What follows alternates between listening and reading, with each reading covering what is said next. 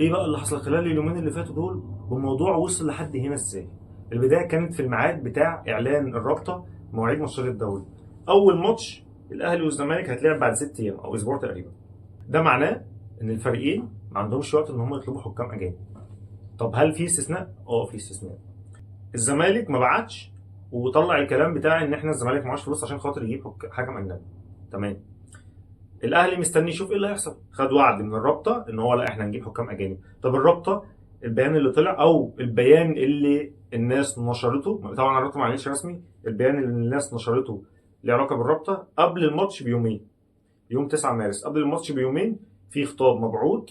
زي ما قلت الكلام ده مفيش حاجه بيه رسمي، ده البيان اللي اتنشر او اللي اتسرب قبل الماتش بيومين، مبعوث لاتحاد الكوره ان احنا طالبين حكام اجانب لماتش الاهلي والزمالك، ماتش بيراميدز والزمالك، ماتش بيراميدز والاهلي. طيب هل في وقت؟ لا برضه مفيش وقت، حتى لو كان في استثناء فمش هيجي لك الطقم يوم الماتش الصبح يلعب الماتش ويمشي. مفيش حاجه بتقول كده خالص.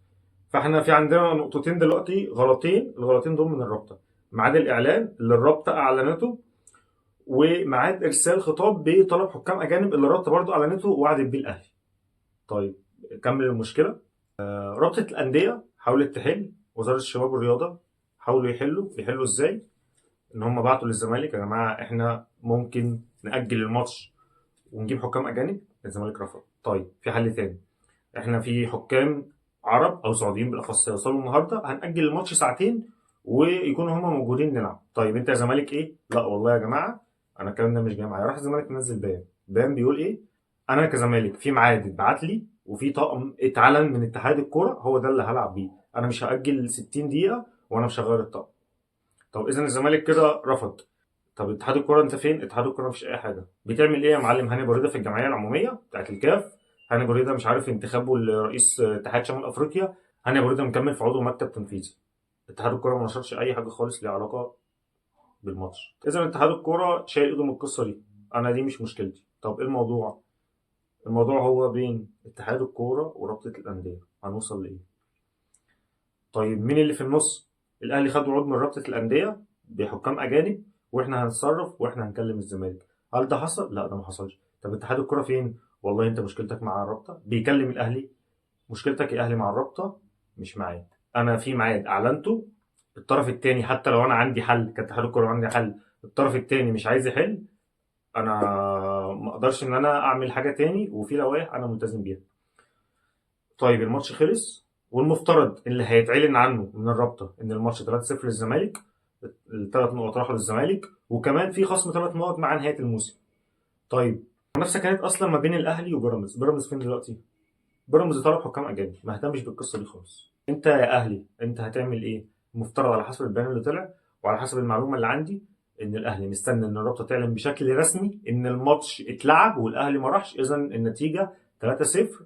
ولو الاهلي ما لعبش الماتش الجاي اللي هو بيراميدز بعد شهر، الاهلي اذا هو كده مش مكمل الدوري، وهم يعتبروه منسحب في لائحه غرامه، تحمل التكاليف او الفلوس بتاعه الرعاه والخسائر بتاعه القنوات اللي بتنقل او قناه النقله، بجانب ان هو هبوط للدرجه الرابعه وسنتين ما يلعبش.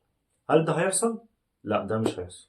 الاهلي على موقفه، زي ما قلت المعلومه اللي عندي، الاهلي يا جماعه لو انتوا اعلنتوا ان الزمالك كسبان والماتش اتلعب بدون حكام اجانب انا مش هكمل الدوري. طب ايه اللي جاي؟ اللي جاي بقى بعد كده دي هتكون مشكله ما بين الاهلي واتحاد الكوره، وهيكون في طرف ثالث، لان الموضوع بين الاتنين دول الموضوع كبير مش صغير، والطرف الثالث لازم هو اللي هيحل.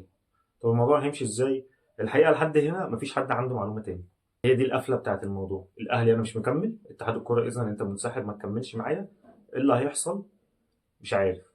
الاهلي مكمل في افريقيا، الاهلي عنده كاس رابطه، لحد دلوقتي الاهلي ما عملش اي انسحاب، بل هو هيلعب بالفريق الشباب، فريق 2005 وفريق 2008 لحد دلوقتي، قبل ما الرابطه تعلن النتيجه بتاعه ماتش الاهلي والزمالك. الموضوع مش صغير، الموضوع كبير. انا زي ما قلت اول مره في حياتي اشوف موقف زي ده او قرار زي ده يطلع من الاهلي.